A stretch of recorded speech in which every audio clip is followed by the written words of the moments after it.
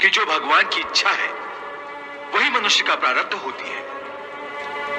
नहीं अर्जुन, नहीं, यह धारणा सत्य नहीं है। क्यों सत्य नहीं है? क्योंकि मैं किसी के प्रारब्ध नहीं बनाता, ना मैं किसी प्राणी के कर्म अथवा कर्म फल के हिसाब में दखल देता हूं। इसलिए प्राणी की प्रारब्ध बनाने में मेरा कोई हाथ नहीं होता। फिर कौन बनाता है प्राणियों का प्रारब्ध? प्राणियों के अपने कर्म। अर्थात ये कि प्राणी जैसे कर्म करेगा उसका वैसे ही फल पाएगा। अच्छे कर्म करेगा तो अच्छा फल मिलेगा और बुरे कर्म करेगा तो बुरा फल पाएगा। यही जो प्राणी के अच्छे बुरे कर्मों के अच्छे बुरे फल का हिसाब है, इसी को प्रारब्ध कहते हैं। हे अर्जुन, प्राणी का कोई भी कर्म नष्ट नहीं होता। मनुष्य को अपने हर कर्म का फल अवश्य मिलता है।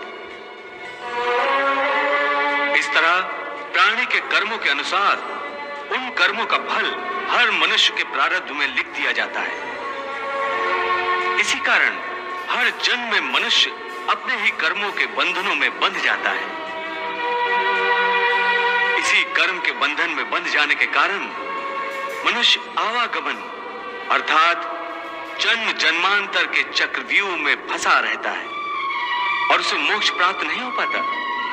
कर्म के बंधन से आवागमन या जन्म जन्मांतर का क्या संबंध है?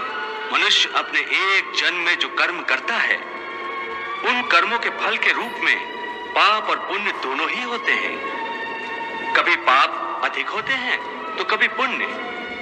दोनों का दुख सुख भोगते हुए मनुष्य अपने नए जीवन में जो कर्म करता है, उनका हिसाब पाप पुण्य के खाते में नए सिरे से लिख दिया जाता है।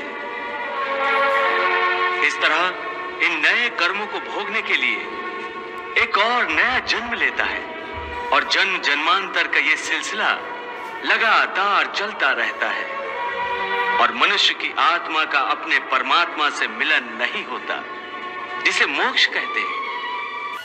हे कृष्ण, इसका अर्थ तो ये हुआ कि मोक्ष प्राप्त करने के लिए मनुष्य को पाप और पुण्य से बचने के लिए कोई कर्म ही नहीं करना चाहिए। सारे कर्मों का त्याग करके सन्यासी बन जाना चाहिए।